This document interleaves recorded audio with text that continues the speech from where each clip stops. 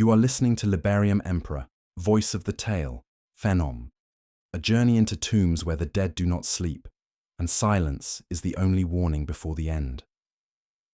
Orders reached my vox bead 9.7 seconds before I spoke them. Advance to grid Tango 7, I heard my own voice command, flat and precise, while my lips remained sealed.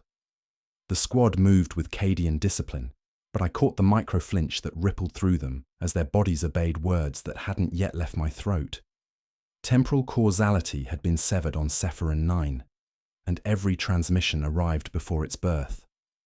I am Sergeant Vex Thorn of the 88th Cadian Shock Troops, attached to Ordo Xenos Investigation Team Tertius. My squad consists of Tech Dominus Zerek, his augmetic frame bristling with Auspex arrays and mechadendrites, Interrogator Malin with his stormcoat and Sanctified Rosarius, and 4 specialized troopers trained in Xenos containment protocols. We had 72 hours to identify and contain whatever alien influence was corrupting this mining world before Orbital Command sterilized the entire system. The twin suns of Sephiron 9 cast amber light across the industrial complex sprawling before us, but the shadows moved wrong. Every piece of equipment, every structure, every member of my squad cast dual shadows that lagged behind their sources by exactly 9.7 seconds. I watched Trooper Vask raise his Auspex, and his shadow performed the same motion nearly 10 seconds later, creating a disorienting dance of delayed darkness. Chronometric variance confirmed at planetary constant, Zerek intoned through his Vox grill, mechadendrites writhing in agitation. Temporal precedence inverted across all electromagnetic frequencies. Causality flows backward. The mining complex operated in perfect silence. Massive excavators chewed through bedrock with jaws the size of hab blocks, their hydraulic pistons pumping, conveyor belts carrying mountains of ore through processing facilities that gleamed with fresh maintenance. Yet no sound reached us. The demolition charges that bloomed in orange fire against distant cliff faces exploded in absolute quiet, their debris scattering soundlessly across the scarred landscape. Acoustic dampening beyond theoretical limits, Zerek reported, his sensors painting crimson warning runes across his display. Decibel readings approach absolute zero despite visible mechanical activity. I led the squad through the complex perimeter, noting details that crawled under my skin like insects. Equipment serial numbers had been modified. 97-97-97-97 etched into drill assemblies, stamped onto ore haulers, welded into chassis plates. The number appeared everywhere, repeated with mechanical precision that spoke of obsessive purpose. "Sergeant," Trooper Caney called, pointing to a brass plaque riveted to a control console. Same marking on every station. The inscription read, "Blessed be the eternal moment." The High Gothic was archaic, pre-imperial dialect carved with industrial precision into corroded metal. Malin's Rosarius pulsed amber as he approached, his scarred fingers tracing the letters. "This phrase predates our colonization by centuries," he murmured, "yet the etching is fresh." We descended through maintenance levels toward the deepest excavation site, following service tunnels that burrowed into Sephiron's bedrock. The silence grew more oppressive with each level, swallowing even our footsteps. Emergency lighting cast pools of amber illumination, but our shadows continued their temporal dance, trailing behind us like echoes of actions not yet taken. The excavation's lowest chamber opened around a circular aperture in the floor. Industrial drilling equipment stood abandoned in perfect formation, their diamond-tipped heads arranged around the opening like metal petals of some technological flower. But the entrance itself defied rational observation. The stone breathed. Walls of impossible smoothness expanded and contracted in rhythmic cycles, the aperture dilating and constricting like a living throat. I timed the intervals with growing unease. 97 seconds between each expansion. 97 seconds of contraction. The breathing motion created subtle air currents that carried the scent of ozone and something else, something metallic and ancient that had no place in human experience. Zerek's Auspex readings spiked as he approached. Massive energy signatures below, technology operating beyond Imperial classification parameters. His optical mechadendrites extended toward the opening, their scanning beams painting geometric patterns in the darkness. Architecture consistent with Necron tomb complex. Dormant and active states simultaneously indicated. The breathing entrance exhaled a whisper of air that carried impossible sounds. The echo of machinery silent for millions of years. Voices speaking in languages that predated human civilization. And beneath it all, a rhythmic pulse that matched the temporal distortions affecting the planet above. Malin drew his stormcoat tighter. They taught the workers that phrase, or the workers taught it to themselves. His voice carried the weight of terrible understanding. I cannot determine which possibility disturbs me more. The entrance inhaled again, and in the darkness beyond the threshold, something that had waited since before the birth of stars slowly opened its eyes. We descended through the breathing aperture on its 97th exhalation, rappelling lines secured to industrial anchors that had been carved with that same phrase. Blessed be the eternal moment. The stone throat dilated around us as we dropped into absolute darkness, then contracted with geological certainty, sealing our exit behind walls that moved like living muscle. The first corridor stretched and compressed with each beat of my heart. During systole, the passage extended beyond the reach of our lumens, walls receding into impossible distances that violated the tomb's architectural footprint. During diastole, the ceiling pressed down until we advanced in crouching formation, the space contracting around us like the gullet of some vast predator. My pulse thundered in my ears, and with each beat, the alien architecture breathed with me. Hieroglyphs covered every surface, flowing like mercury across walls of impossible smoothness. The ancient Necron script rewrote itself as I watched, transforming into High Gothic before my eyes could focus, then into symbols I recognized before my mind consciously processed them. The glyphs anticipated my thoughts, displaying warnings about temporal displacement and chronoscarabs before I fully grasped what I was seeing. Emperor's bones, Trooper Caney whispered, his voice echoing strangely in the fluctuating space. The writing knows what I'm thinking before I think it. Tech Dominus Zerek attempted standard Mechanicus protocols, his Vox grill emitting streams of Binharic cant as he interfaced with the alien architecture. But his sacred machine language returned to him as mathematical equations that solved themselves before completion. Binary hymns became calculus proofs, litanies of activation transformed into quantum mechanics formulas that described their own solutions in elegant, self-referential loops. The tomb's machine spirit speaks in pure mathematics, Zerek reported, his optical mechadendrites twitching in distress. It computes our prayers before we offer them. Causality flows backward through every system. I maintained tactical discipline, directing Vask and Caney to establish overlapping fields of fire, while Decker secured our rear approach. But our weapons began targeting threats that hadn't materialized yet. Vask's lasgun swiveled toward empty air, its machine spirit detecting hostile contacts that existed in temporal superposition. The weapon's targeting reticule locked onto spaces where enemies would appear, forcing us to aim at shadows and possibilities rather than solid targets.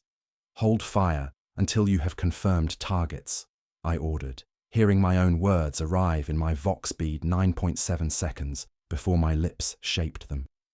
Do not engage temporal echoes. Malin's Rosarius pulsed with increasing urgency, its blessed machine displaying countdown sequences in High Gothic numerals. The sacred device ticked backward from numbers I couldn't comprehend, marking time toward an event that hadn't occurred yet, but somehow already cast its shadow across our present moment. His scarred fingers traced prayer beads with mechanical precision, but familiar litanies emerged from his lips as temporal coordinates and Chronos mathematical proofs. Something approaches through time itself, he said, voice tight with religious dread. The Rosarius counts moments that flow backward toward an inevitable convergence.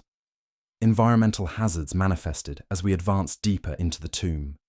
Temporal shear zones created pockets where time accelerated beyond human endurance, marked by subtle distortions in the air that shimmered like heat mirages. Decker's Laspak aged decades in seconds when he stepped through one such zone, its blessed components crumbling to rust and corrosion as centuries of entropy compressed into heartbeats. The weapon fell apart in his hands, leaving him clutching oxidized metal and corroded circuitry. "Stay clear of the shimmer zones," I commanded. "Time moves differently here. What takes seconds for us becomes years for our equipment." The first Silent Necron waited in the tomb's primary junction, defying every tactical manual I'd ever studied. The warrior stood in temporal superposition, simultaneously dormant and active, its metallic frame flickering between states of consciousness like a damaged pict feed. Its Gorse Flare fired shots that arrived before the trigger was pulled, emerald energy bolts materializing in the air and traveling backward to their point of origin. We engaged using standard suppression patterns, but our tactics became surreal exercises in fighting enemies who responded to strategies before we implemented them. The Silent Necron moved through combat positions it hadn't reached yet, dodging last fire that wouldn't be aimed for several seconds. Its return fire struck locations we would occupy, forcing us to avoid spaces we hadn't planned to enter. Zerek's Auspex arrays painted increasingly disturbing readings across his display screens. "Massive Necron formations detected in the lower complexes," he reported, mechanical voice carrying notes of something approaching panic. "But Sergeant, they're not moving through space. The readings indicate temporal displacement vectors." I studied his sensor data, ice forming in my stomach as I processed the implications. The Auspex showed thousands of Necron warriors in perfect formation, but their movement patterns defied three-dimensional logic. They advanced through time rather than distance, approaching our position from the past rather than from deeper chambers. "They're coming from centuries ago," Zerek continued, mechadendrites writhing as calculations flooded his consciousness. "A dynasty of moments, moving forward through time. They will arrive here in exactly 97 minutes. The 97-minute countdown drove us deeper into the tomb's breathing corridors, each exhalation of the stone throat behind us, marking time toward an impossible convergence. We advanced through passages that pulsed with our heartbeats, walls stretching during systole and compressing during diastole. The alien architecture synchronized to our vital rhythms in ways that violated every principle of physics I understood. The first evidence of the Chronarch dynasty appeared in a vast antechamber lined with motionless Necron warriors. Each metallic figure stood frozen mid-stride, caught in temporal loops that held their consciousness prisoner within the same 9.7-second moment they had experienced for millennia. I watched one warrior's Gorse Flare rise to firing position, pause at the apex of motion, then reset to its starting position in an endless cycle of interrupted violence. Their emerald optical sensors flickered with awareness, conscious minds trapped in recursive hell. The dynasty of moments, Zerek identified through streams of Binharic analysis, his mechadendrites writhing as they processed impossible data. They weaponized temporal manipulation rather than conventional destruction. These warriors serve as temporal anchors, their imprisoned consciousness stabilizing local space-time distortions. The horror deepened as we realized the mining operation above had been staffed by similar temporal echoes. The silent workers we had observed were consciousness fragments of colonists who had died centuries ago, their minds trapped in the same repetitive shifts while their bodies crumbled to dust. They continued their duties in endless recursion, unaware that death had claimed their flesh while alien technology enslaved their souls. Zerek's sensors detected microscopic anomalies swarming through the tomb's atmosphere like temporal viruses. "Chronos scarabs," he reported, optical arrays focusing on distortions invisible to human perception. Microscopic Necron constructs that infect local space-time itself, creating pockets where cause and effect operate in reverse.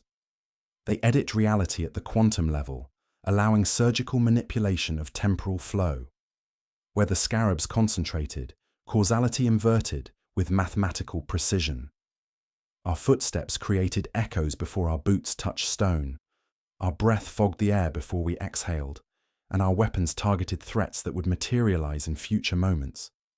Combat became exercises in fighting enemies who knew our strategies before we conceived them, positioning themselves to counter flanking maneuvers before we executed them. They're reading our tactical intentions from the future, I realized, directing suppression fire at positions where Necron warriors would appear rather than where they stood. Every strategy we plan, they've already countered because they observe results before we implement causes. Malan's attempts to anchor our mission in faith produced horrifying results. His prayers manifested as physical scripture that wrote itself across the walls in shimmering emerald light. But the words appeared not in High Gothic, but in ancient Necrontyr hieroglyphs. His litanies of protection became temporal equations describing consciousness, imprisonment mechanics, while invocations of the Emperor's blessing transformed into mathematical proofs of causal impossibility. "The tomb converts our faith into their language," he said, voice heavy with theological horror. "It understands our beliefs better than we do, translating our prayers into the very formulas they use to harvest temporal energy from living minds." Environmental effects escalated as gravity began operating according to temporal rather than spatial principles. Vask's empty ammunition clip tumbled from his hands and fell toward the past instead of downward, aging rapidly as it dropped through temporal layers until corroded metal clattered against walls it had struck years ago. We secured all loose equipment as objects spontaneously de-aged into raw materials or vanished entirely into deep time. The corridor opened into a cathedral-vast chamber that dwarfed comprehension, illuminated by sickly emerald light emanating from countless crystalline stasis pods arranged in perfect geometric rows. Thousands of human figures stood preserved within temporal matrices, their bodies maintained in impossible stasis, while their consciousness experienced infinite recursion. Men, women, and children from across centuries of imperial colonization bore the mark 97 carved into their foreheads with surgical precision, the numbers glowing with the same Chronos energy that powered Necron technology. "They're still alive," Malan breathed, his Rosarius detecting faint biorhythms pulsing through the stasis fields. Their minds experienced the same moment infinitely, generating temporal paradoxes that the dynasty converts into Chronos energy. Conscious for centuries, living identical instants of terror without end. Among the preserved figures, I recognized faces from the mining complex above, workers whose temporal echoes continued their shifts while their true consciousness remained imprisoned here.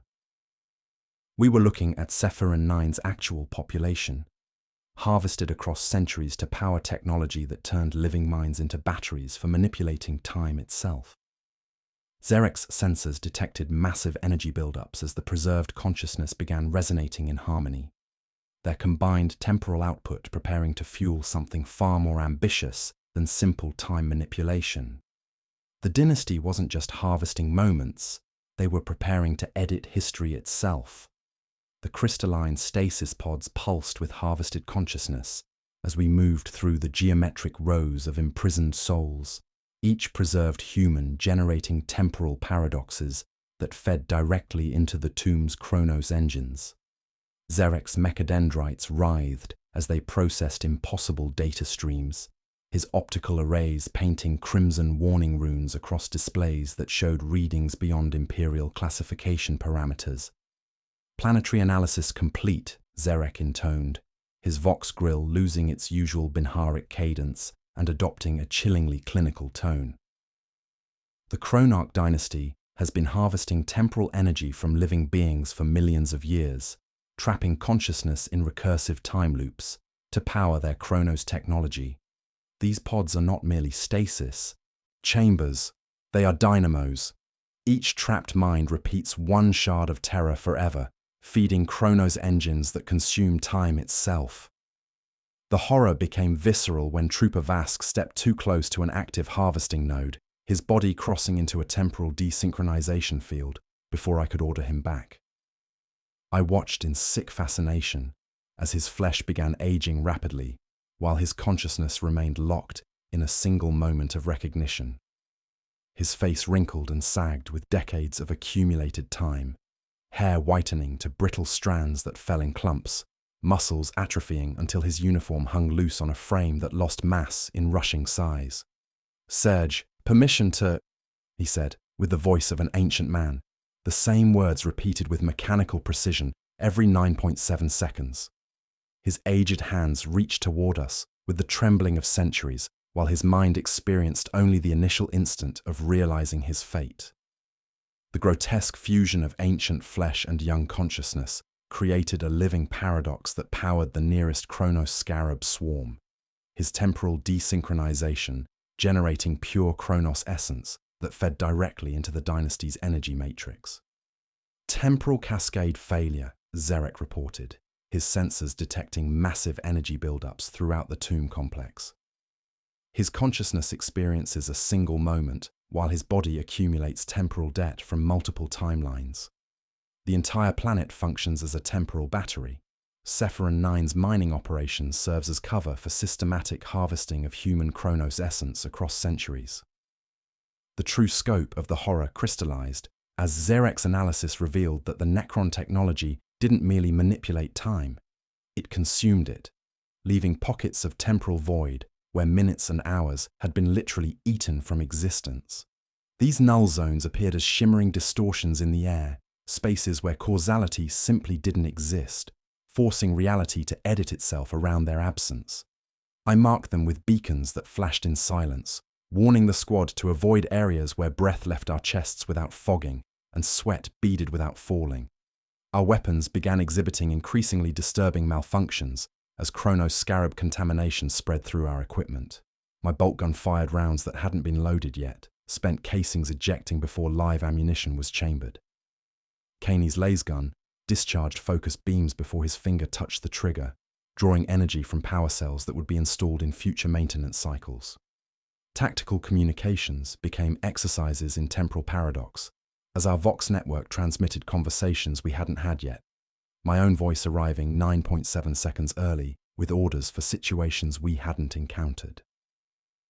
"Sergeant," Malin called, his voice carrying the weight of theological horror as he studied ancient inscriptions carved into the chamber walls. His rosarius projected holographic displays of imperial administrative records, documents that showed impossible chronologies. These Necron-tier records predate imperial colonization by millennia, yet they describe our arrival with perfect accuracy.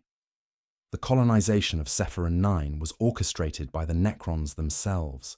Imperial records show the planet being settled before it was discovered, colonization charters signed by officials who wouldn't be born for centuries. The realization struck like a physical blow.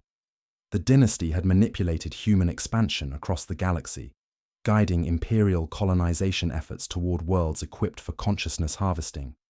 Every human colony, every expansion effort, they had been herding us toward planets that served their temporal farming operations. We weren't explorers or conquerors.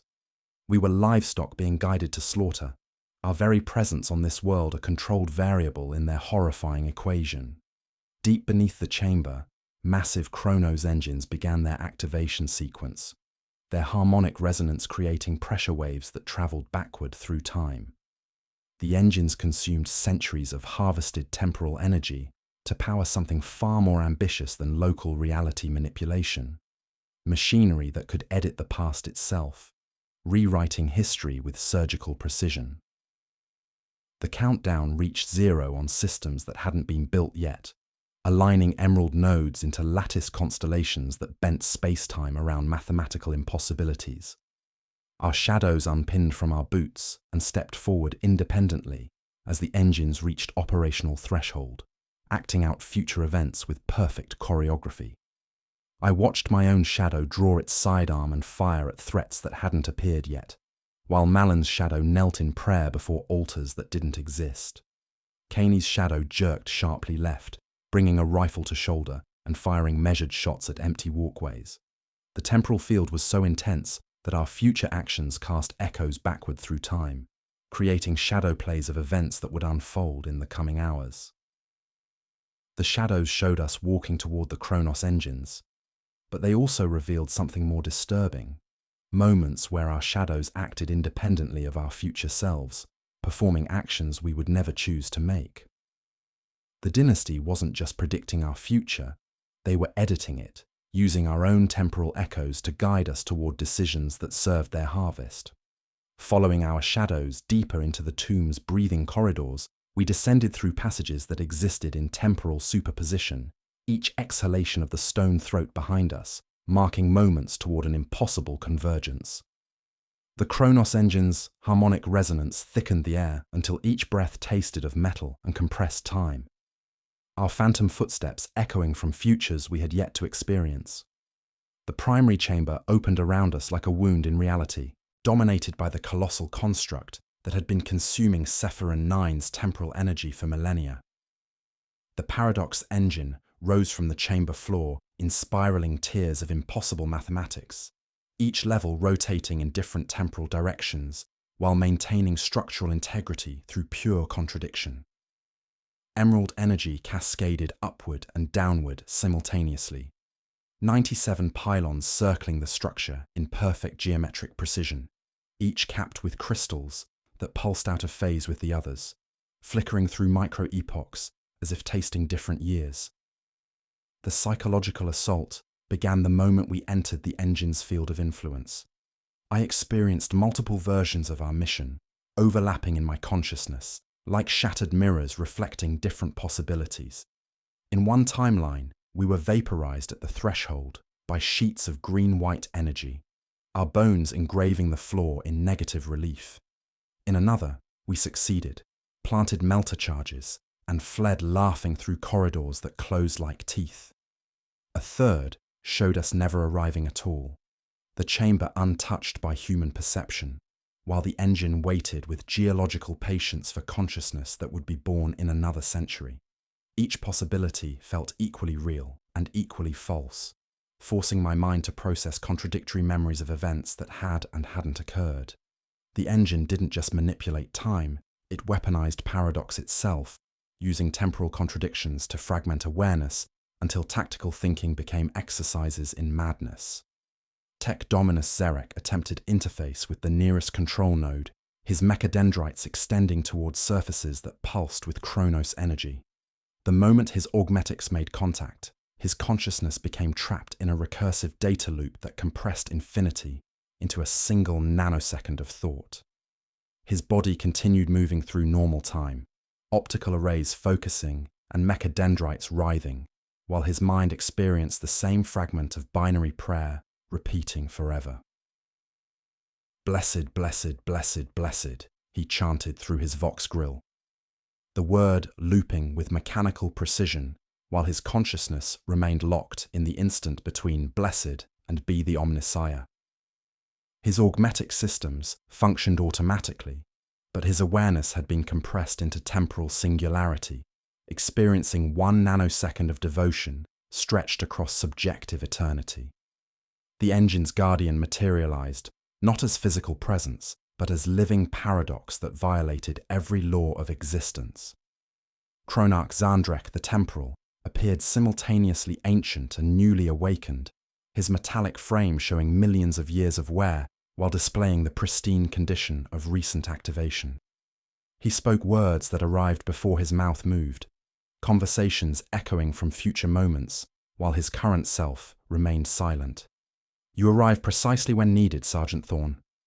His voice resonated from past and future simultaneously, though you departed long before you came. I am newly awakened for eons, and have been expecting you since before your species learned to fear the dark. The chamber itself existed in multiple time periods at once, architectural layers bleeding through each other in temporal translucency. I saw Necronta artisans carving the first grooves with living hands, their faces unmarked by the mechanical transformation they would undergo. The current state of activation overlapped with visions of far future ruin, when the engine would finally consume itself and leave only temporal scars in reality's fabric. All three existed simultaneously in impossible overlay, our boots finding traction in whichever century happened to be solid underfoot. Military tactics became exercises in futility as we engaged threats that unhappened the moment we defeated them. I ordered suppression fire on Necron warriors who vanished into temporal paradox the instant our shots connected, their destruction creating causality loops that prevented their appearance in the first place. We fought battles that erased themselves from history, victories that never occurred because the enemies we defeated had never existed to be destroyed. Temporal combat protocols impossible, Zarek managed between recursive loops, his consciousness surfacing briefly before diving back into nanosecond eternity. Victory conditions paradoxical. Zandrek's laughter arrived 9.7 seconds before his amusement began, creating echoes of joy that preceded their cause. You understand at last.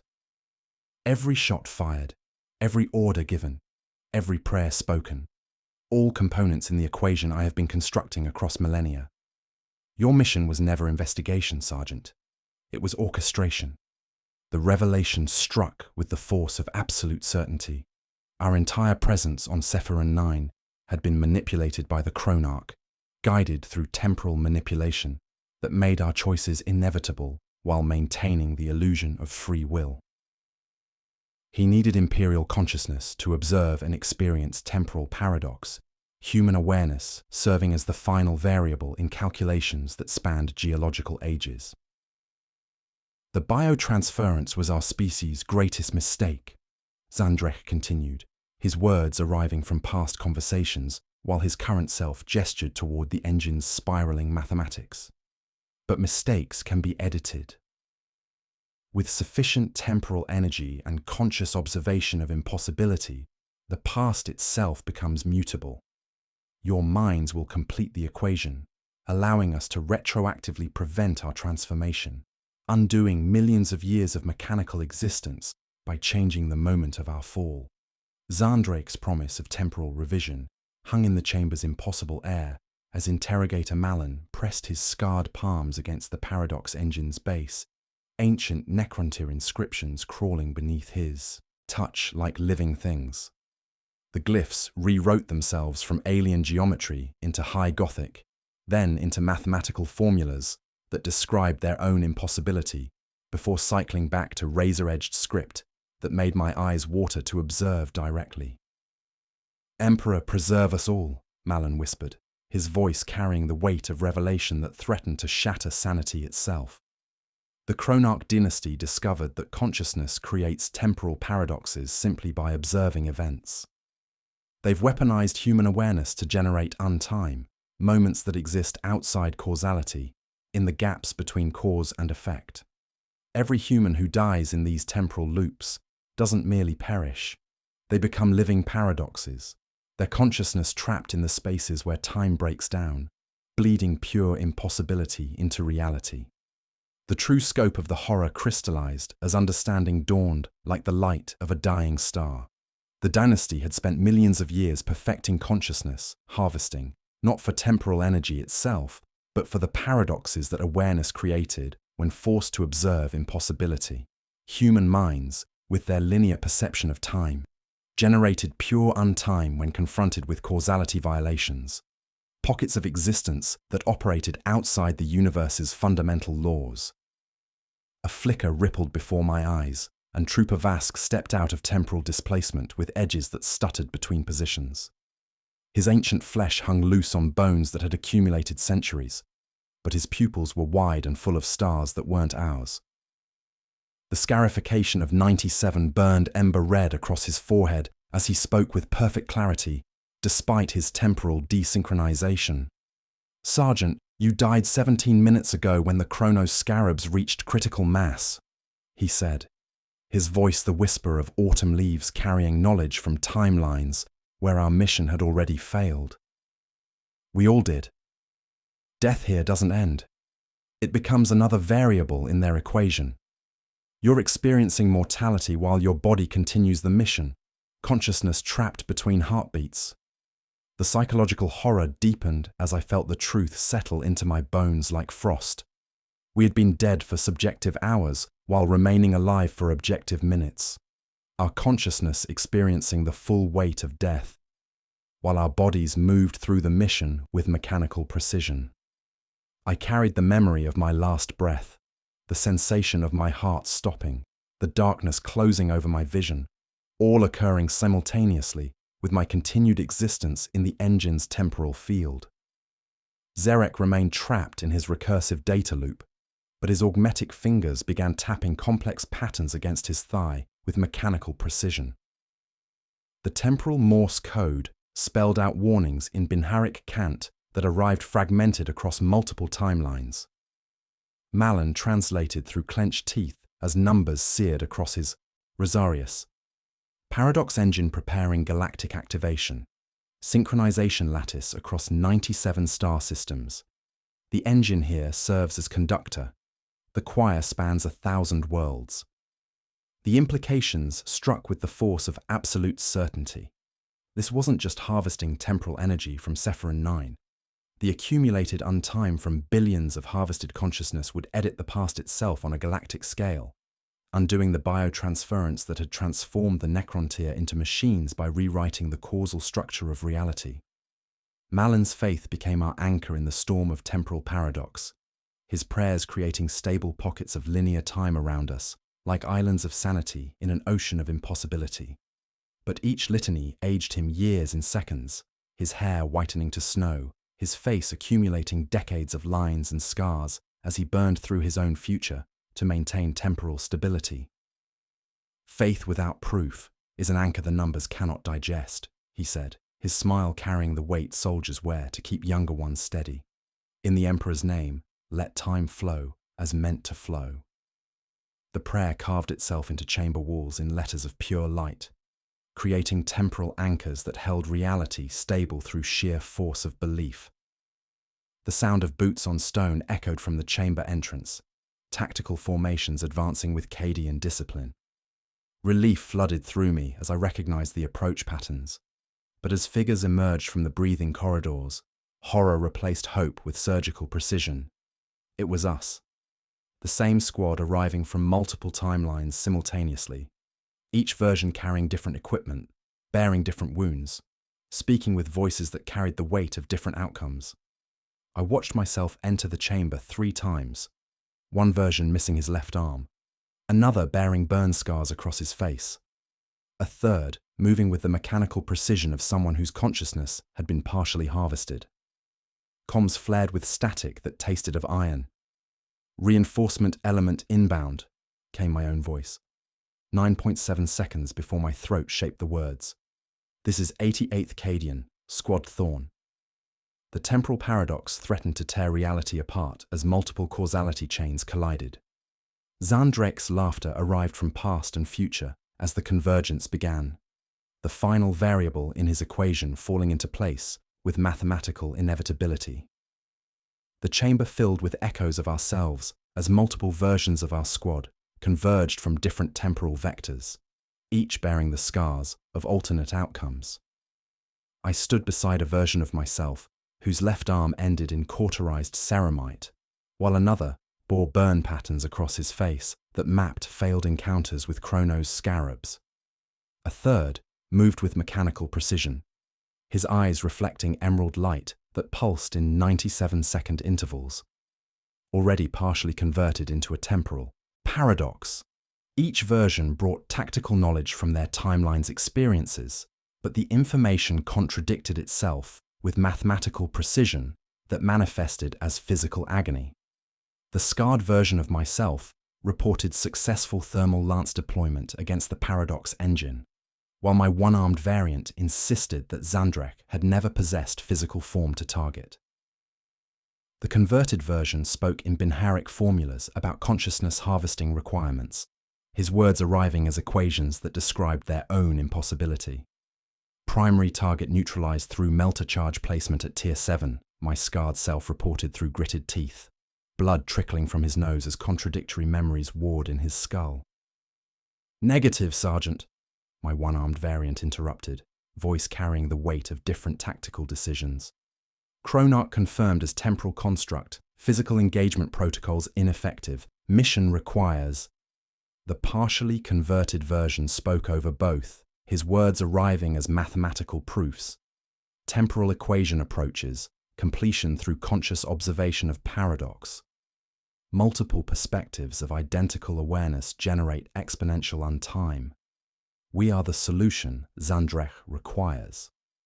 The cognitive dissonance hit like shrapnel, my vision splitting into overlapping perspectives as contradictory certainties carved channels through my consciousness.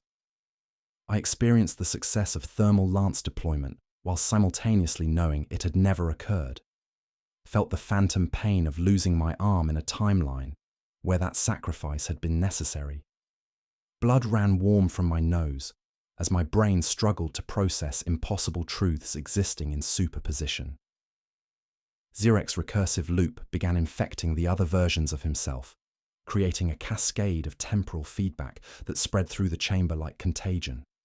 3 iterations of the Tech Dominus synchronized their mechanical chanting, consciousness trapped in identical nanoseconds while their flesh began converting into living mathematics.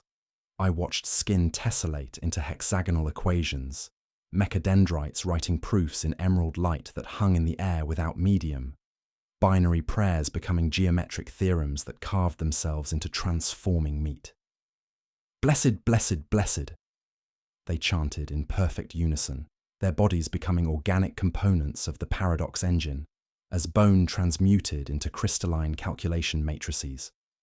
Where flesh cracked, numbers spilled like blood, fractalized digits pooling on stone that reflected centuries instead of faces.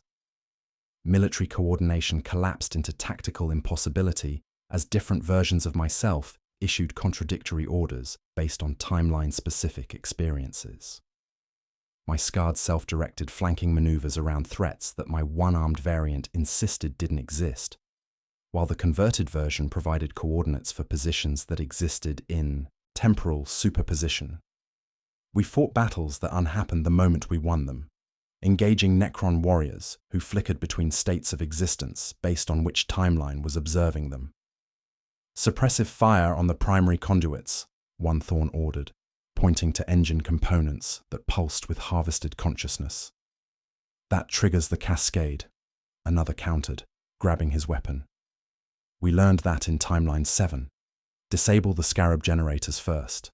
The horror escalated as we realized that Chronarch Zandrech was using our convergence as the final component in his temporal equation.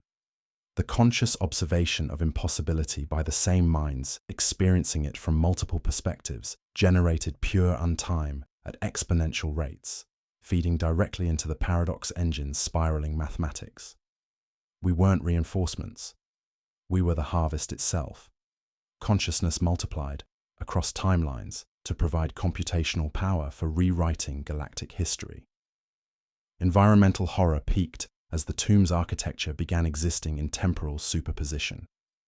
Walls were simultaneously pristine and ruined, showing fresh construction overlapping with millennia of decay in impossible geometries. Corridors led to their own past, forcing navigation through spaces that folded back on themselves. Above us, Necrontire artisans carved hieroglyphs that were already ancient, their living hands working stone-shaped millions of years before their birth. Malan's multiple versions knelt in prayer around the chamber's perimeter, their combined faith creating islands of temporal stability that held the converging timelines in suspension. Each version aged at different rates as they burned through their futures to maintain the paradox, creating a circle of faithful souls spanning decades of subjective experience in moments of objective time. "Choose quickly, Sergeant," my scarred self said, his voice carrying the weight of tactical decisions that had cost him everything. The convergence cannot hold indefinitely. The realization struck with absolute certainty. We had to choose which timeline to preserve, but making that choice would erase all other versions of ourselves from existence. The paradox engine pulsed with accumulated untime as Zandrek's equation approached completion. Our multiplied consciousness providing the final variables needed to edit the past itself and undo the biotransference that had damned his species to mechanical existence. Around the engine's base, 97 selector runes kindled with variations of my designation, each burning with the designation of a different timeline's Sergeant Thorn. The choice would determine which version of our mission became real, consigning all others to temporal void.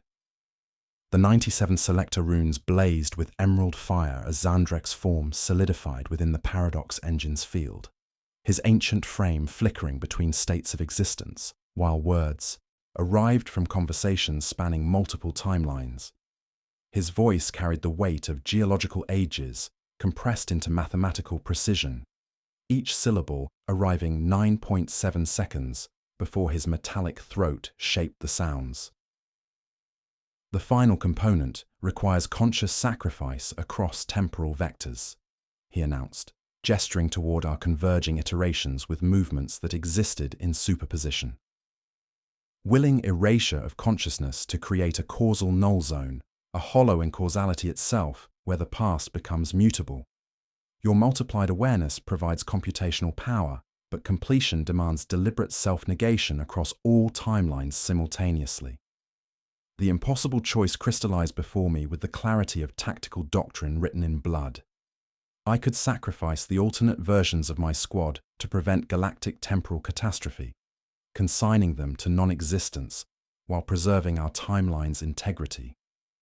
Or I could allow Xandrek to complete his equation, retroactively preventing the Necron biotransference and undoing 65 million years of galactic development, potentially erasing humanity itself if our species had evolved to fill ecological niches left vacant by living Necrontyr. The psychological horror intensified as different timeline versions of my team began merging and separating unpredictably, consciousness bleeding between iterations like temporal hemorrhaging.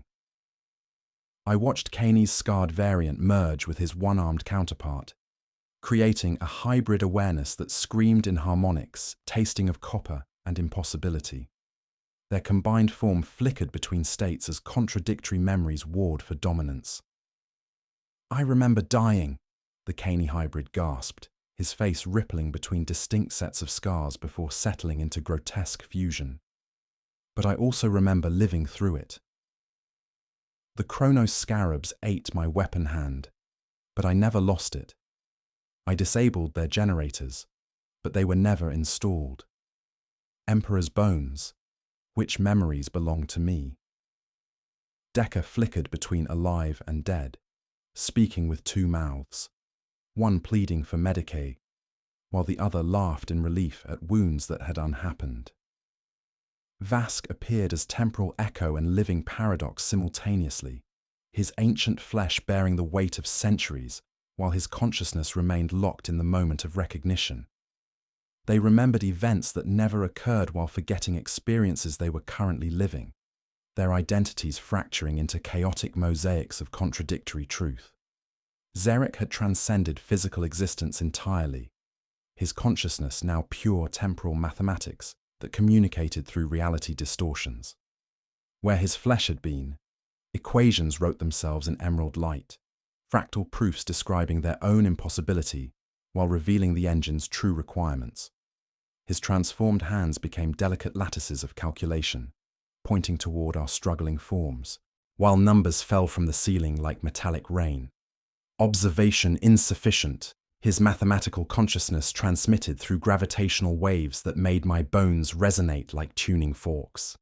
Equation requires comprehension of paradox, conscious understanding of impossibility, not merely witnessing contradiction, but accepting it as truth while knowing it cannot exist. Your minds, forced to understand these contradictions, provide the final critical variable. Military coordination collapsed into tactical impossibility as different versions of our squad fought identical battles, with contradictory outcomes occurring simultaneously. I watched my scarred self successfully plant melter charges on the engine's base while my one-armed variant failed to reach the same position, both events existing in quantum superposition until observation collapsed them into singular reality. Victory and defeat coexisted in identical tactical spaces, creating combat scenarios where we simultaneously won and lost every engagement. Suppressive fire on the primary conduits, one Thorn ordered, his shots striking targets that flickered between existence and void. Negative effect confirmed. Another reported from the same position. Identical shots passing through empty air where conduits had never been installed. Our Vox network became a hall of mirrors reflecting contradictory tactical decisions across timeline variants. Orders arriving before they were given, while responses echoed from conversations we hadn't conducted yet. Religious themes reached crescendo as Malan's faith became the only constant across converging timelines, his prayers serving as temporal coordinates that prevented complete causal collapse. Every version of the interrogator knelt in perfect synchronization despite their different ages and wounds, combined litanies creating stable reference points in space-time that held reality together through sheer force of unwavering belief. "Emperor, anchor our souls in certainty," they chanted in harmonized unison across temporal vectors. "Let faith be our compass when causality fails, our foundation when possibility crumbles." Each prayer aged them decades in seconds, burning through accumulated futures to maintain temporal stability, but their devotion never wavered.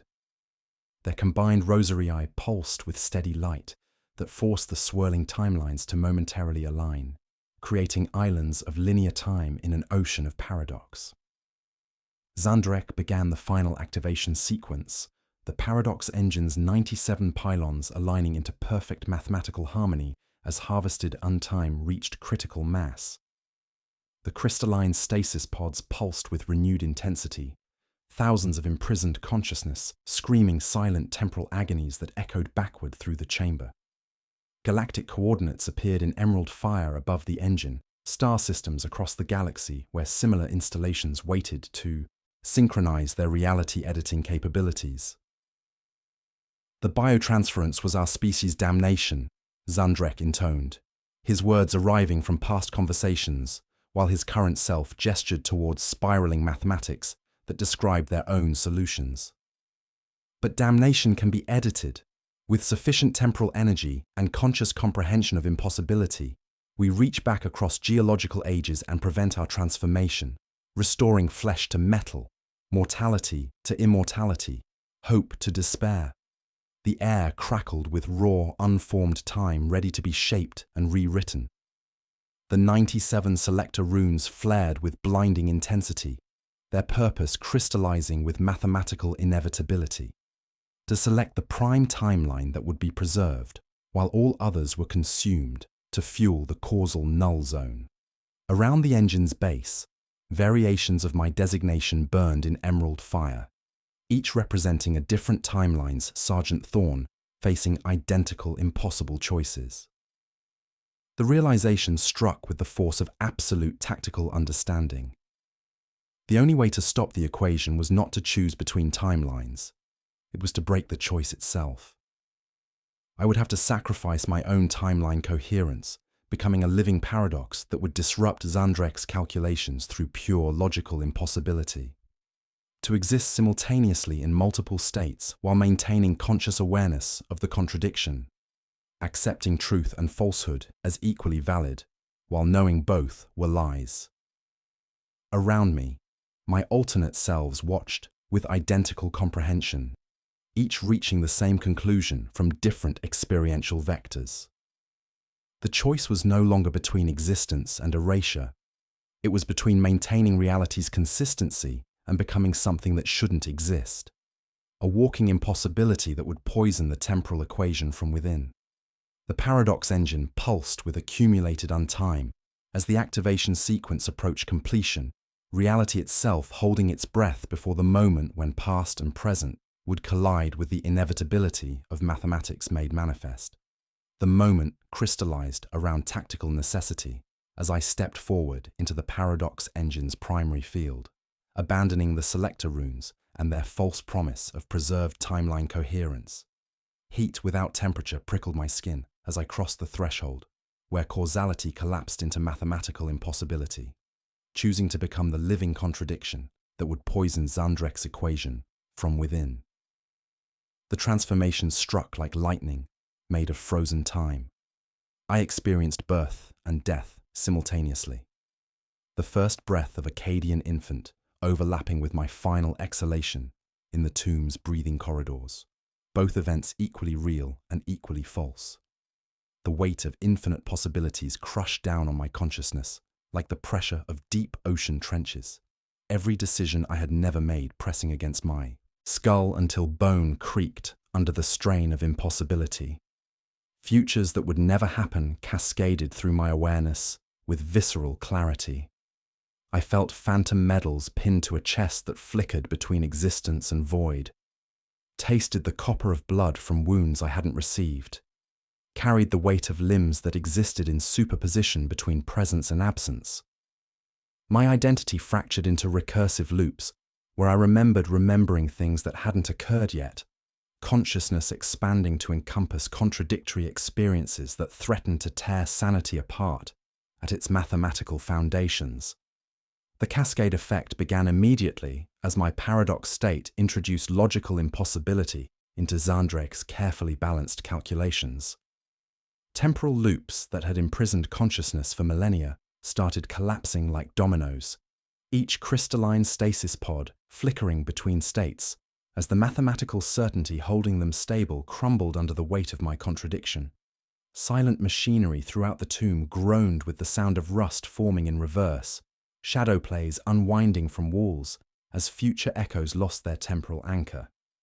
Xerek's mathematical consciousness calculated the propagation vectors with geometrical precision, his transformed awareness painting probability matrices across reality's fabric in emerald fire. Causal shockwave propagating through Tomb's Chronos field. His equation voice transmitted through gravitational distortions that made chamber walls ring like bells. Paradox state generates exponential instability. Consciousness liberation probability approaches unity, but permanent spacetime damage inevitable.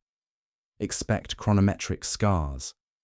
The other timeline versions of my squad began fading as the paradox resolved contradictory possibilities into singular impossibility, their forms shimmering like heat mirages before dissolving into motes of emerald light. But before they were edited from existence, each variant shared crucial tactical intelligence gathered from their different experiential vectors. Thermal lance deployment at Tier 7, my scarred self transmitted, his voice carrying the weight of sacrifice. Primary conduits vulnerable during activation sequence. 2 long charges bracketing the actuator, not the housing.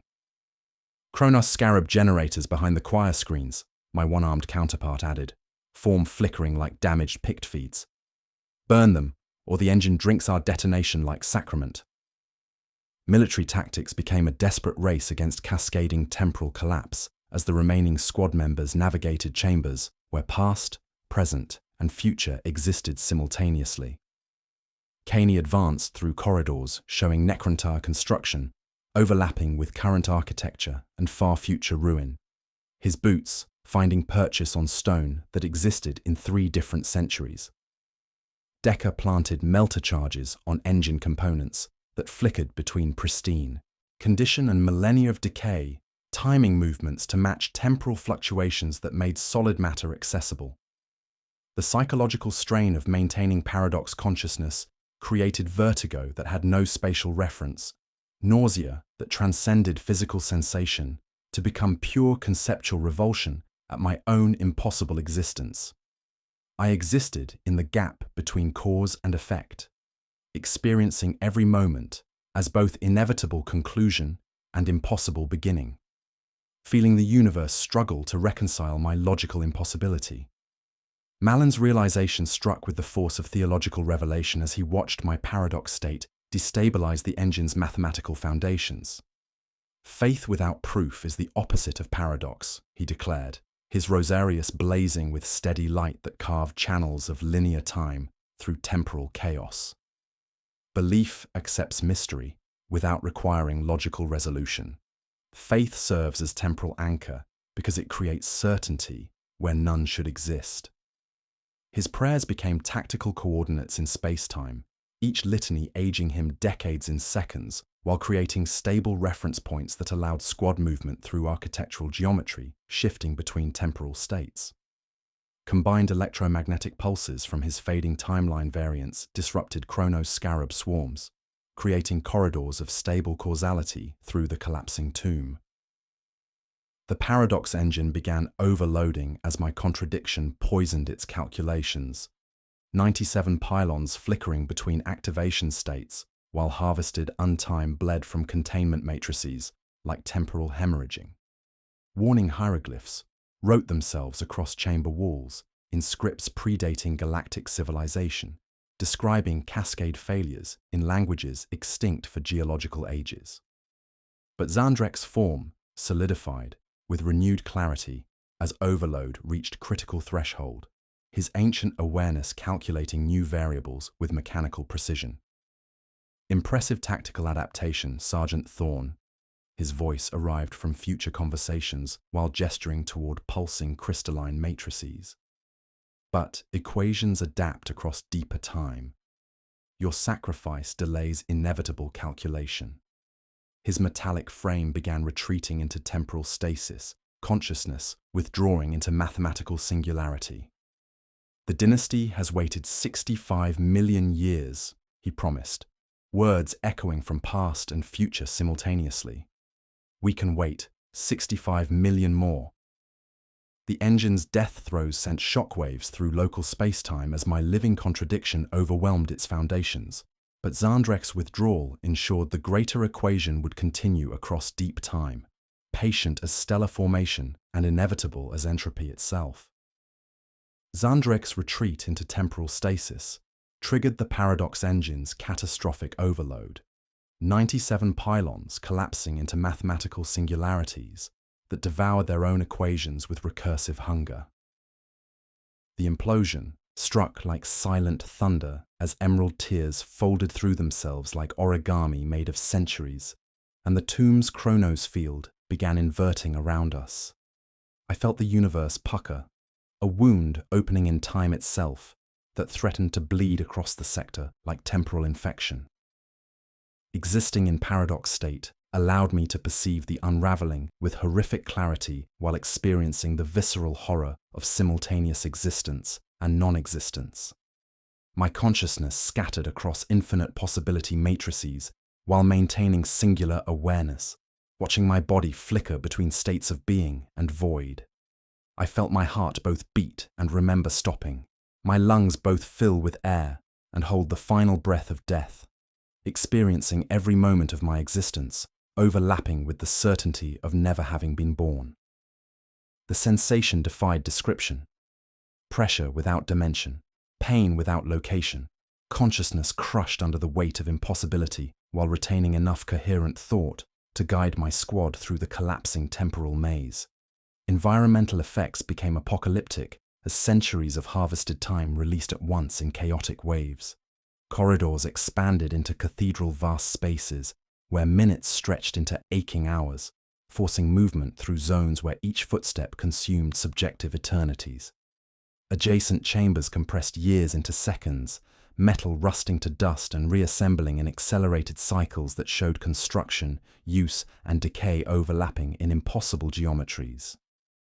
The air grew cold, hot, cold, fever cycling through the tomb as temporal energy discharged in random bursts. Zones where time flowed backward created pockets of reverse causality that showed the tomb's construction unwinding through geological ages. Necron artisans worked with living hands to dismantle hieroglyphs carved millions of years ago, their movements flowing backward while speaking words that arrived before their throats shaped them. Stone blocks rose from finished walls to reassemble into raw materials, architectural geometry dissolving into mathematical concepts that had never been implemented. Stay clear of expansion zones, I ordered through Vox channels that transmitted across multiple timelines simultaneously, my voice arriving 9.7 seconds before my lips moved. Time moves differently in each section. What feels like seconds becomes hours of exposure. Zarek's mathematical consciousness calculated containment vectors with geometrical precision, his transformed awareness painting probability matrices across reality's fabric in emerald fire. Temporal wound propagation requires intervention at 7 critical nodes. his equation voice transmitted through gravitational distortions that made chamber walls ring like bells. Containment protocols demand conscious beings act against their own causal existence, performing actions that negate the timeline in which those actions become necessary. Paradox stabilizer must maintain contradiction amplitude at maximum. The terrible realization crystallized with tactical clarity. Stopping the time wound required us to sacrifice our own timeline's stability, accepting transformation into temporal anomalies that would exist outside normal causality forever. We could save the galaxy from Kronos' cascade, but success would trap us in eternal isolation from the universe we preserved. Conscious observers existing in gaps between cause and effect, never quite belonging to any single moment. This is the cost, Malin stated, his voice carrying the weight of theological certainty, as his face bore lines aged by centuries of faith, burned in seconds. To preserve the Emperor's realm, we become its ghosts. Military precision became crucial as we coordinated actions across multiple time streams, each squad member taking responsibility for different temporal vectors while navigating chambers where past, present, and future existed in chaotic superposition. Caney advanced through corridors showing Necron tier construction overlapping with current decay, timing movements to match temporal fluctuations that made critical systems accessible during specific chronological windows. Thermal lance deployment in 30 seconds subjective, 3 hours objective, he reported through Vox channels that transmitted across temporal boundaries. Targeting primary containment matrix during construction phase, vulnerable before temporal shielding installation. Decker moved through zones where time flowed backward, planting melter charges on engine components that existed in reverse causality. His explosives would detonate in the past, creating containment barriers that had always existed while being installed in response to future necessity. The paradox made tactical sense only when viewed from outside linear time, each action creating its own justification through recursive causality loops. Religious faith provided the final key, as Malin's unwavering belief created a stable temporal reference point around which collapse could be contained.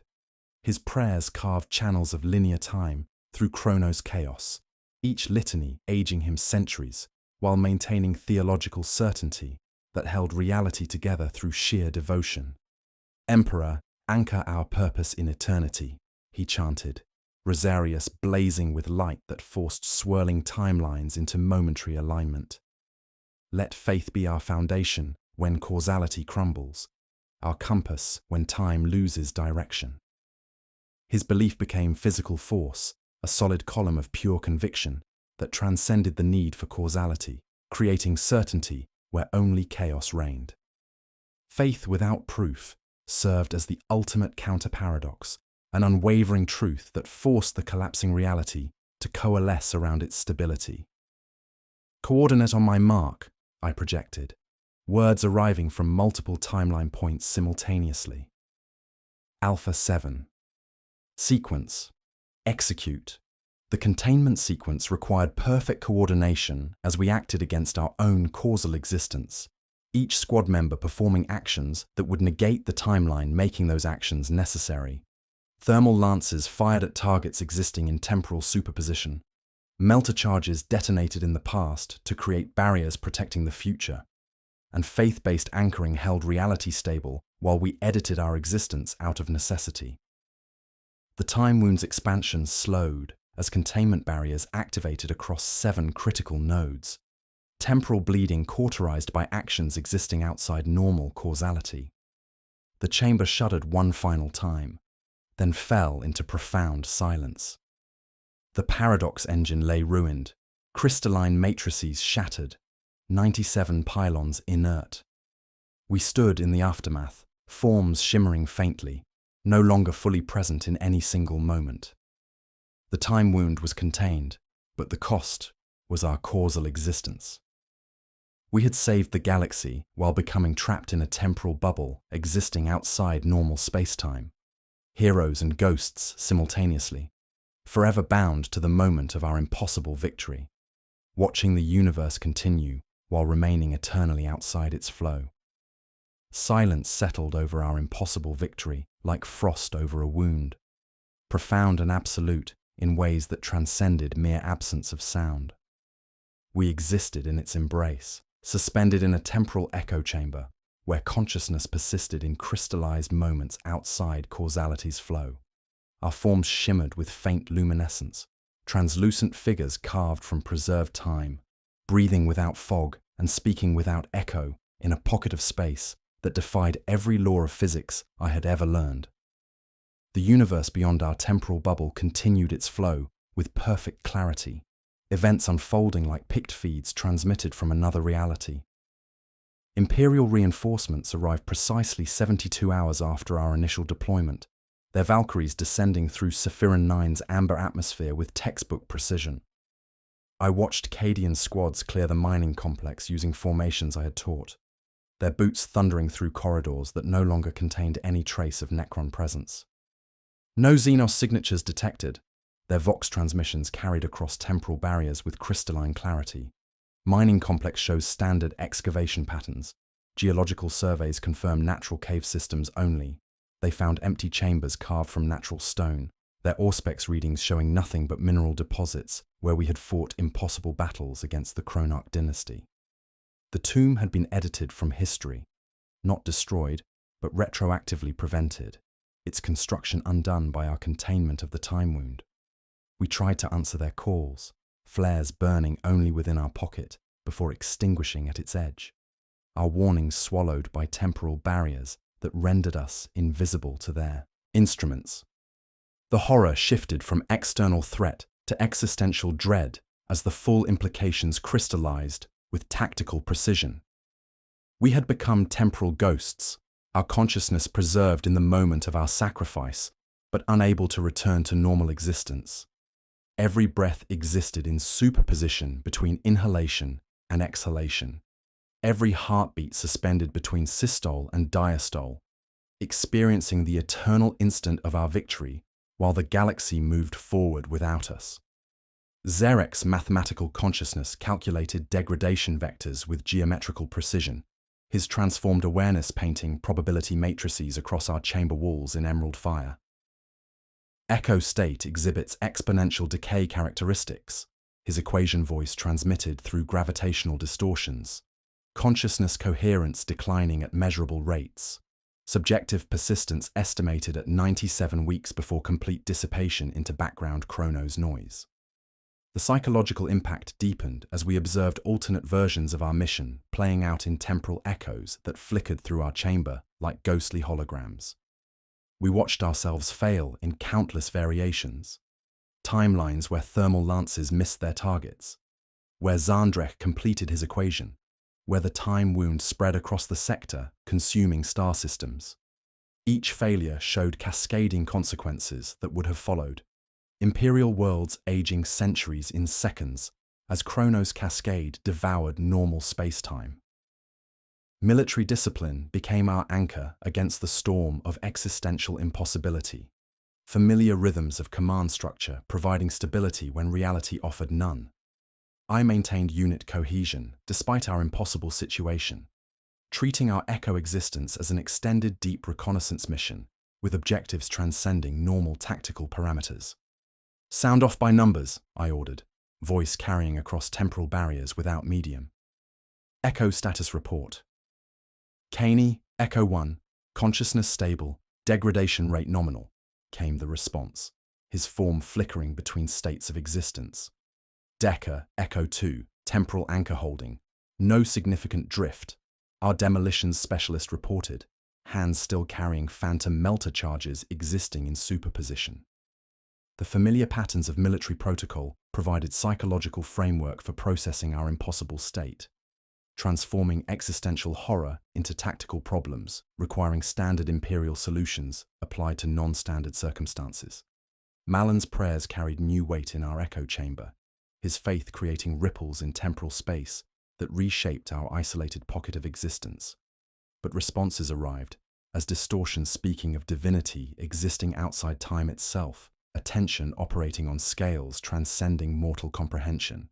His Rosarius pulsed with sourceless light, displaying countdown sequences measuring intervals in geological ages rather than human moments. "Emperor, hear your servants trapped between moments," he intoned, voice carrying across temporal barriers. "Grant us purpose in this impossible state." The prayer was answered through architectural changes to our chamber, walls shifting to display visions of other imperial conflicts across galactic history. Divine attention acknowledged our sacrifice while revealing conflicts we couldn't comprehend, responses that reinforced our alienation from normal reality.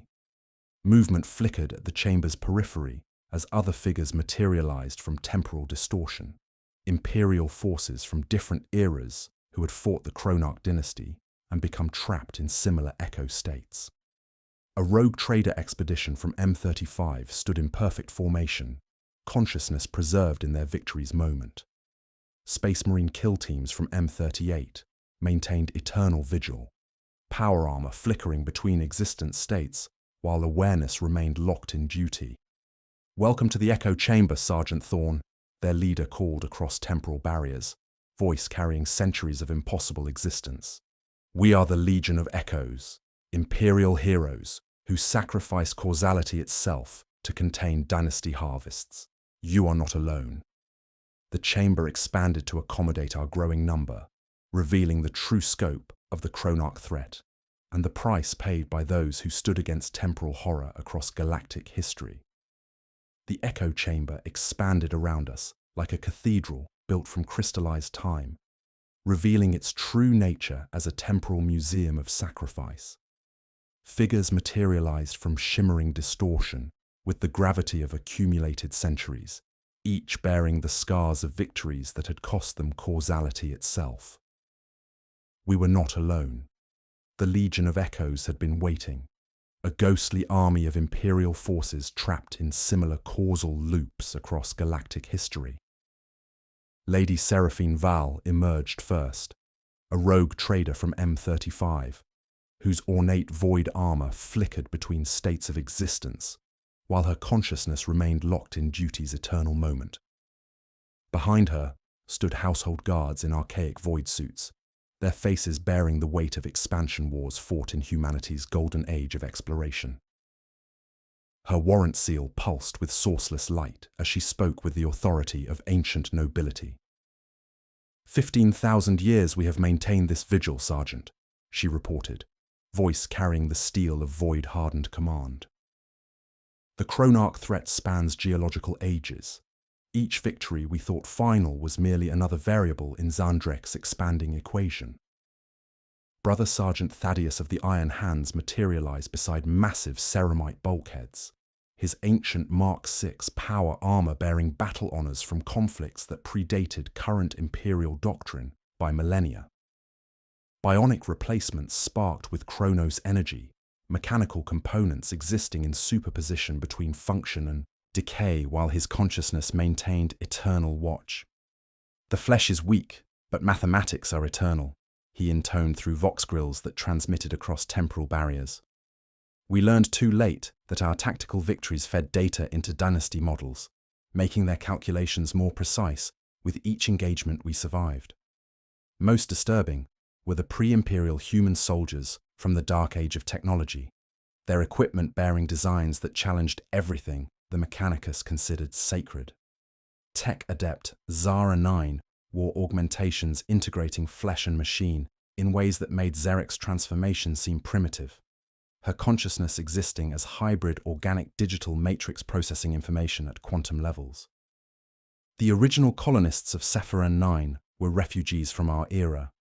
She transmitted through data streams that painted information directly onto our awareness. The first dynasty harvests occurred during humanity's golden age, forcing survivors to flee across the galaxy, seeking worlds they believed were safe. The horror multiplied as understanding crystallized with mathematical precision. Every imperial victory against the Cronarch dynasty had been orchestrated components in Xandrek's larger equation. Our successes, feeding tactical data into temporal models spanning geological timescales. The Space Marine kill team's precision strikes, the rogue trader's void warfare expertise, Even our squad's containment protocols, all had been anticipated variables and calculations transcending human comprehension. "We thought we were heroes," Lady Val said, her household guard maintaining perfect formation despite their impossible state. "But we were components in an equation we couldn't fathom, our courage and sacrifice serving purposes we never imagined. Every victory taught them how we think, how we fight, how we die." Cooperation between different eras created tactical advantages shadowed by doctrinal conflicts threatening unit cohesion. Ancient Space Marines struggled to adapt individual heroics to modern Guard doctrine emphasizing coordinated fire superiority, while Dark Age tech adepts provided insights challenging fundamental Mechanicus orthodoxy. Brother Sergeant Thaddeus insisted on personal combat solutions, ignoring squad-level tactics, his consciousness locked in an era when single warriors altered battlefields through individual prowess. "Your modern formations lack the precision of true warfare," he declared, power fist crackling with energy existing in temporal superposition. "Victory requires personal sacrifice, not coordinated mediocrity." Religious elements became complex theological puzzles as different imperial creeds from across millennia clashed and merged in our echo chamber. The rogue trader's household maintained M35's mercantile interpretation of imperial faith, viewing the emperor as divine patron of human expansion rather than theological absolute. Pre-imperial, soldiers carried beliefs predating the imperial creed entirely. Their faith focused on human potential rather than divine authority. Malin served as theological mediator between faiths separated by thousands of years, his Rosarius displaying prayer forms, bridging doctrinal gaps through careful interpretation. "Faith transcends temporal boundaries," he declared, voice carrying centuries of accumulated devotion. "The Emperor's light shines across all ages, though mortals perceive it through different lenses." Zerek's mathematical consciousness began interfacing with Zara 9's quantum processing capabilities, their combined awareness revealing data patterns spanning galactic history. Temporal equation exhibits recursive characteristics. Their merged consciousness transmitted through gravitational waves, making chamber walls resonate. Zahandrek's calculations incorporate every imperial response across 65 million years, using our tactical adaptations to refine his models with surgical precision. Echo telemetry pulsed across our prison. Coherence 73%, 71%, 69%, 97 weeks degraded toward optimistic impossibility as our temporal anchor points destabilized under the weight of accumulated paradox. As understanding crystallized, the combined temporal echoes began formulating desperate strategies to break free from their echo chamber prison. The Legion of Echoes possessed tactical knowledge spanning galactic history, each era's expertise providing pieces of a solution transcending normal causality. Temporal anchoring requires conscious sacrifice across multiple time streams, Lady Val analyzed. Void warfare experience providing strategic framework. But coordinated effort might allow breakthrough into normal spacetime, striking at his equation across deep time itself. The plan took shape through combined expertise, Space Marine precision, Guard coordination, rogue trader strategic thinking, and Dark Age technological innovation merged into tactical doctrine designed for impossible circumstances. We would attempt coordinated temporal breakthrough, intervention in Zandrek's equation across geological ages through direct action rather than containment. Around us, the Legion of Echoes prepared for their final mission. Consciousness preserved in victory's moment, now focused on preventing the very calculations that had created their impossible existence. The Legion of Echoes synchronized across temporal barriers with precision forged from centuries of impossible existence. Our combined consciousness achieving tactical unity that transcended normal causality. The echo chamber dissolved around us as we formed ranks spanning geological ages, each cohort sliding into chosen vectors of history like blades between the ribs of time itself. "Temporal breach in 30 seconds subjective," I transmitted through Vox channels that carried across multiple time streams simultaneously. All elements confirmed. Readiness for paradox assault. Lady Val's void warfare expertise provided strategic framework as her household guard prepared to strike at future dynasty operations. Their archaic weapons crackling with energy that existed outside normal physics. Brother Sergeant Thaddeus coordinated assault vectors through Chronos space itself, his ancient Mark VI power armor bearing battle honors from conflicts predating current Imperial doctrine by millennia. The Dark Age soldiers, led by Zara 9, prepared to poison the wellspring of Chronarch knowledge at its source, their hybrid organic digital consciousness processing tactical data at quantum levels. The breakthrough struck like lightning, made of crystallized contradiction, as our impossible existence tore holes in spacetime's fabric, creating corridors through which we could assault targets existing in different eras. I led the modern contingent in desperate charge against Zandrek's temporal calculation matrix, our forms shimmering between existent states as we materialized into a vast ethereal construct existing in the heart of his equations. Combat transcended every parameter I had learned in 40 years of Imperial service. We engaged enemies existing in temporal superposition, Necron warriors flickering between states of consciousness while wielding weapons that fired causality itself rather than conventional energy. My bolt gun discharged rounds that struck targets before I pulled the trigger, spent casings ejecting into the past while live ammunition materialized from future reloads. We took cover behind propositions, advanced across conclusions, and fired into assumptions until they bled pure impossibility. Kaney's lasgun created temporal feedback loops, energy beams arriving at targets before departing his barrel, forcing Necron constructs to unexist themselves through recursive contradiction. Decker planted melter charges that detonated in the past, their destructive force traveling forward through time to dismantle matrix components before they achieved full formation. Tactical positioning became exercises in manipulating event sequences rather than physical geography, flanking maneuvers executed through time rather than space. Elsewhere and elsewhen, our coordinated assault struck across the dynasty's entire temporal footprint. Brother Sergeant Thaddeus led his kill team through star crypts in M38, power fists crackling with accumulated might as they smashed temporal barriers that had yet to solidify. Lady Val's void cannons fired into futures where dynasty defenses were weaker, their noble authority spanning ages as archaic projectiles arrived before departure. Zara 9's tech adepts deployed Chronos disruptors in humanity's golden age, aging. Necron constructs millions of years in seconds until they crumbled to archaeological dust. Military coordination across millennia created both inspiring moments of imperial unity and tragic conflicts as different eras. Tactical doctrines clashed in temporal battle's heat. Ancient space marines insisted on individual heroics, while modern guard doctrine emphasized coordinated fire superiority, creating tactical confusion that threatened mission coherence. The rigid discipline of some eras clashed with fluid adaptation of others, causing momentary temporal eddies that rippled through our collective effort. Maintain unit cohesion across temporal vectors, I ordered through command channels spanning geological ages. Different eras, same enemy, different tactics, same goal.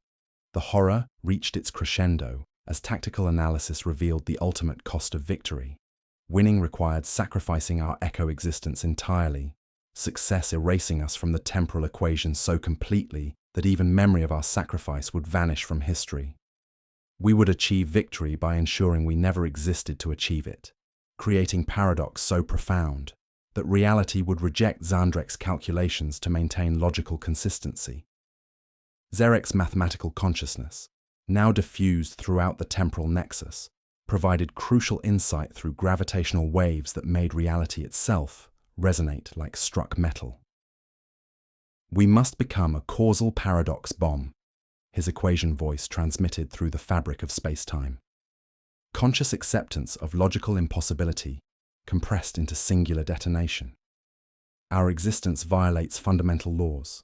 We amplify this violation until the universe rejects all associated mathematics, forcing rejection of Zandrek's equation through pure logical necessity. Religious themes culminated as representatives of different imperial faiths united in prayer transcending time itself, creating spiritual anchor that allowed our assault to maintain coherence across multiple timelines. Malin led combined devotions bridging doctrinal gaps through careful theological interpretation, his Rosarius displaying prayer forms spanning millennia of human faith. Emperor, accept our sacrifice across all ages, the combined voices intoned, harmonizing across temporal barriers. Let our erasure serve your eternal purpose, our impossible existence purchase victory against Xenos mathematics. He who is beyond hour and hinge, fix us where we choose to break. The prayer became tactical coordination itself, spiritual unity providing framework for impossible combat operations. Faith without proof served as ultimate counter-paradox, unwavering belief creating certainty where only chaos reigned, forcing reality to coalesce around devotional stability that transcended mathematical logic. Paradox bomb-armed, Zarek reported, his consciousness existing as pure mathematical contradiction. Detonation requires simultaneous acceptance of logical impossibility by all temporal echoes. We must choose non-existence while remaining conscious to make that choice. The moment crystallized around absolute tactical necessity as we prepared for detonation that would erase us from history while preserving the galaxy we died to protect. Each Echo Warrior faced identical choice, sacrifice causality itself to prevent Xandrek's equation from completing across deep time. I drew the equation tight within my skull until it thrummed with impossible harmony. We win and do not exist. We fail and remain to witness ruin. Both statements accepted, understood, believed. On my mark, I transmitted across all temporal vectors, voice carrying the weight of final orders. For the Emperor, for the Imperium, for all the tomorrows we'll never see. Execute paradox detonation. The causal shockwave erupted from our combined impossible existence like stellar explosion made of pure contradiction, logical impossibility propagating through space-time faster than light itself. Reality convulsed as the universe struggled to process our paradox bomb, fundamental laws rewriting themselves to reject mathematics that had created our existence. Heat without flame, cold without mercy, pressure like a cathedral falling inward through the grammar of events itself. Xandrek's temporal equation began unraveling across all of history as the shockwave reached dynasty installations throughout the galaxy, 65 million years of calculations dissolving into logical impossibility. Stasis pods dimmed in tombs that were never built, scarab swarms forgot their recipes, elegant proofs dropped characters mid-sentence as causality rejected their premises. The Chronarch dynasty's harvest operations collapsed as their mathematical foundations crumbled under the weight of pure paradox, temporal technology failing when reality refused to support the equations powering their existence. We watched our victory unfold while feeling ourselves fade from causality, consciousness preserved just long enough to witness the galaxy saved through our erasure from its history. The Legion of Echoes held fast as long as faith would permit, hands linked across impossible depths, then brightness lifted like a knife from a wound already closing.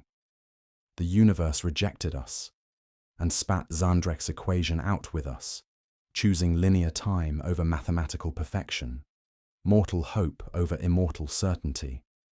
The causal shockwave propagated through space-time with surgical precision, reality convulsing as the universe processed our paradox bomb and began editing itself to maintain logical consistency.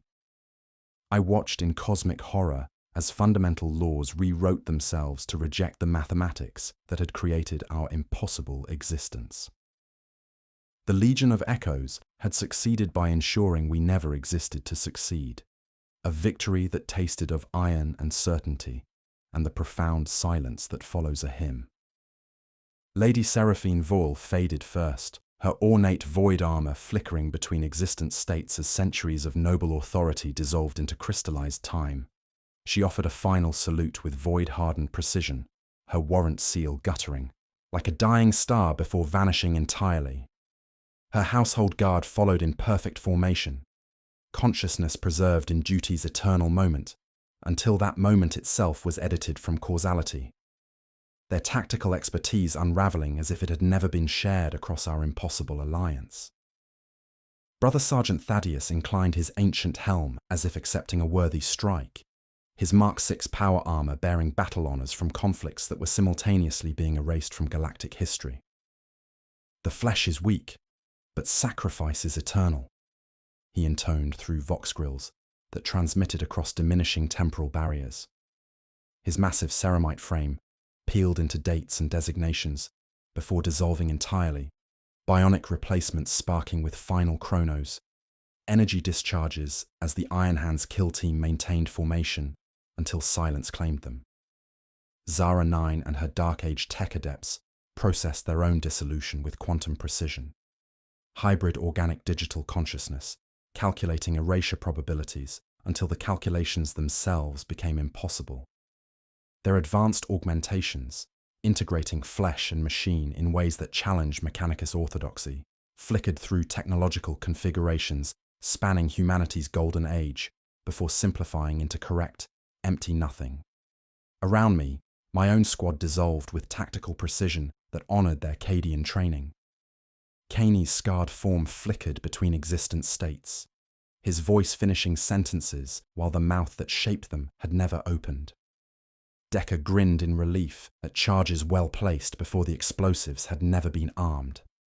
His demolitions expertise unraveling as reality provided alternative explanations for barriers that had always existed. Each erasure removed not just their existence, but their contribution to our impossible mission, forcing the universe to maintain effects while editing their causes.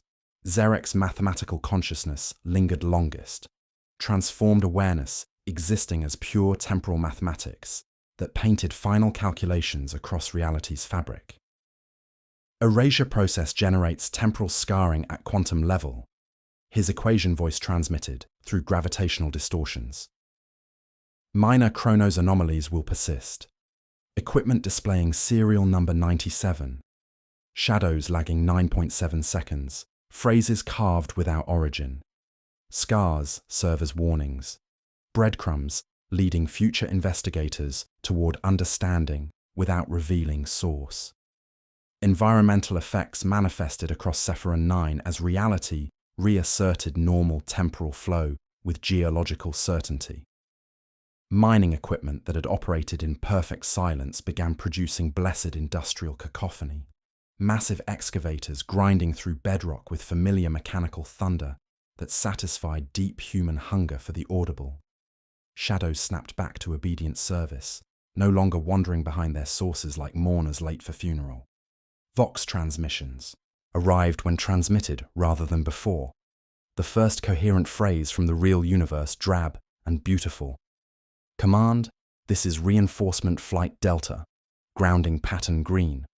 Military protocol demanded final transmission as my own existence began fragmenting into temporal static.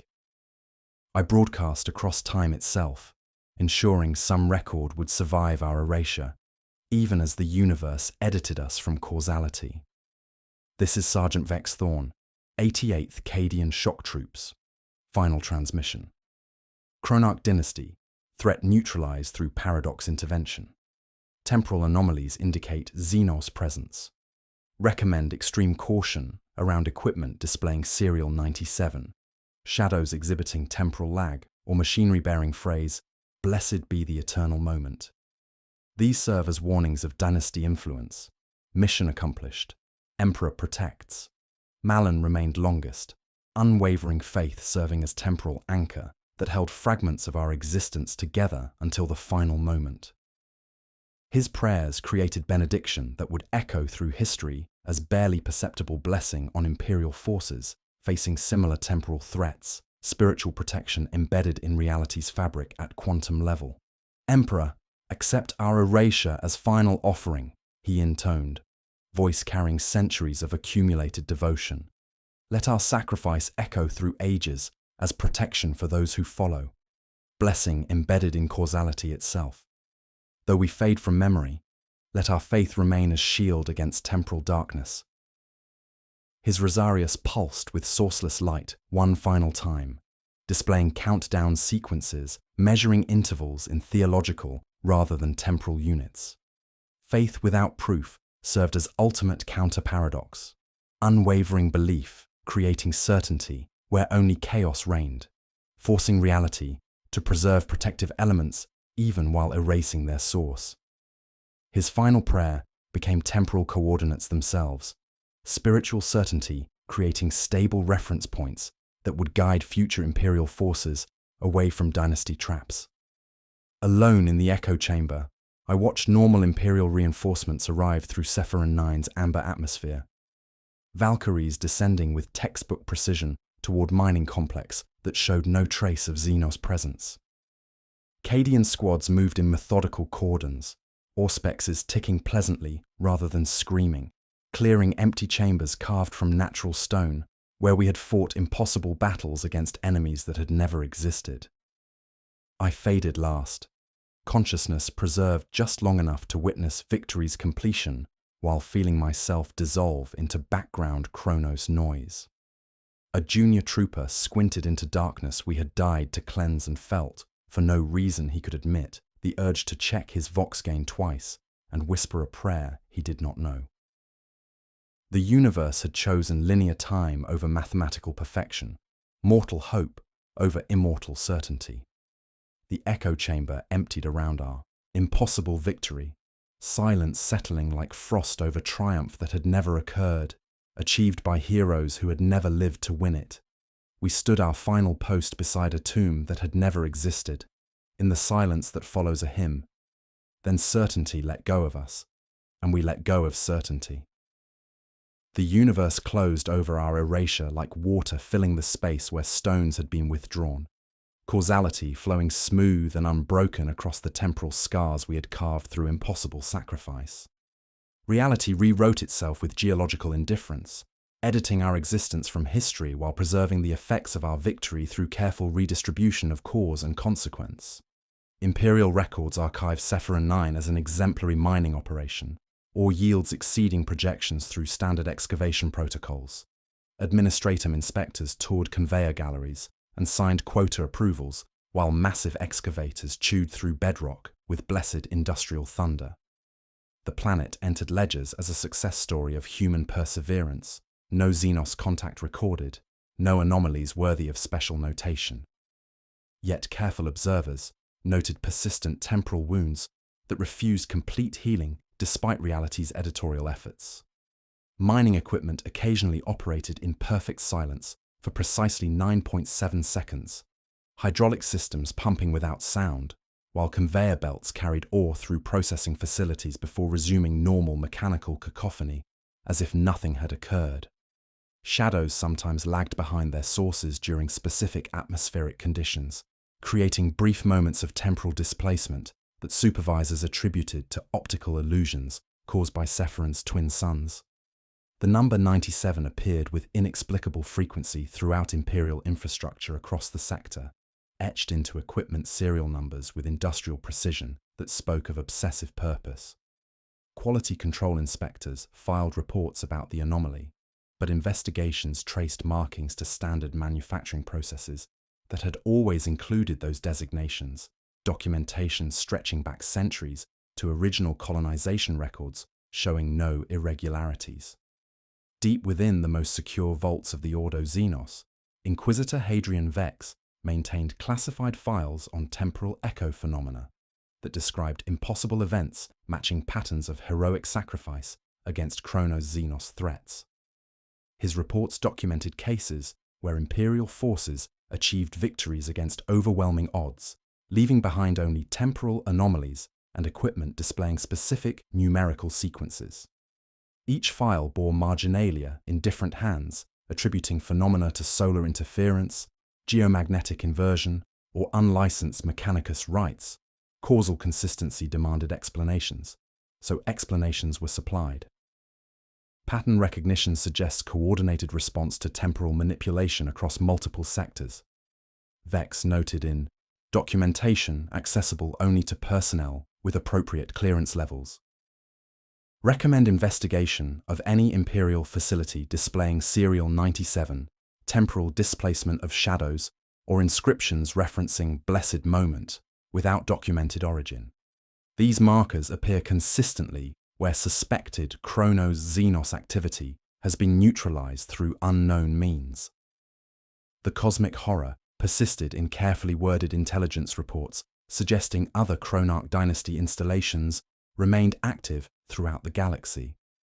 Astropathic communications occasionally carried fragmentary warnings about mining worlds where workers performed identical tasks for centuries without aging, or systems where Vox transmissions arrived before transmission, in patterns consistent with Sephiron 9's original anomalies. Xandrek's equation, though disrupted, was not defeated. It merely adapted, patient as stellar formation and inevitable as entropy itself. My final transmission, broadcast across time itself as I faded from existence, occasionally appeared in Imperial Vox logs as brief bursts of static containing tactical warnings about temporal anomalies. Communications officers attributed these phantom signals to atmospheric interference, but the warnings reached intended recipients through subconscious recognition patterns embedded in standard Imperial training protocols. Sergeants across the galaxy experienced inexplicable urges to check chronometer calibration during routine deployments, their tactical instincts sharpened by knowledge they couldn't consciously access. Within hallowed archives of the Ecclesiarchy, Brother Matthias of the Scriptorum Sanctus discovered references to the blessed moment scattered throughout ancient texts spanning millennia. The phrase appeared in pre-imperial religious documents, colonization records, and recent devotional works, describing prayers that seemed to protect against temporal manipulation despite having no documented theological origin. The invocation appears across multiple sources separated by thousands of years, he noted in analysis submitted to the Adeptus Ministorum. Each reference describes protective qualities against time thieves and moment devourers, suggesting ancient knowledge embedded in human spiritual tradition. The prayer remains consistent. Blessed be the eternal moment, anchor of souls when causality fails, foundation when possibility crumbles. His research revealed that Imperial forces encountering temporal anomalies often reported sudden knowledge of protective prayers they had never learned, spiritual certainty creating stable reference points in spacetime that prevented complete temporal displacement. The phenomenon occurred most frequently among personnel displaying strong faith in the Emperor's protection, their devotion serving as temporal anchor against Chronos manipulation attempts. On the distant world of Kithera 7, Sergeant Marcus Thane of the 42nd Vostroyan Firstborn led his squad through mining complexes, exhibiting familiar anomalies. He paused at a junction between processing facilities, hand moving instinctively to his chronometer as inexplicable déjà vu washed over him.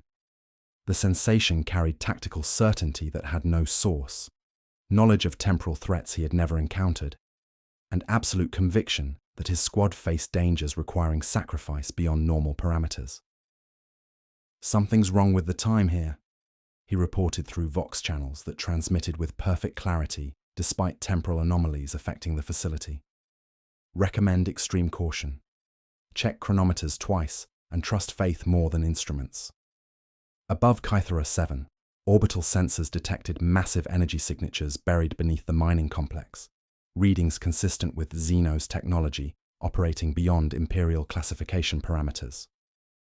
The Chronarch dynasty's harvest continued in locations where no temporal echoes existed to stop them, waiting for consciousness to observe impossibility and generate untime that would fuel their next equation.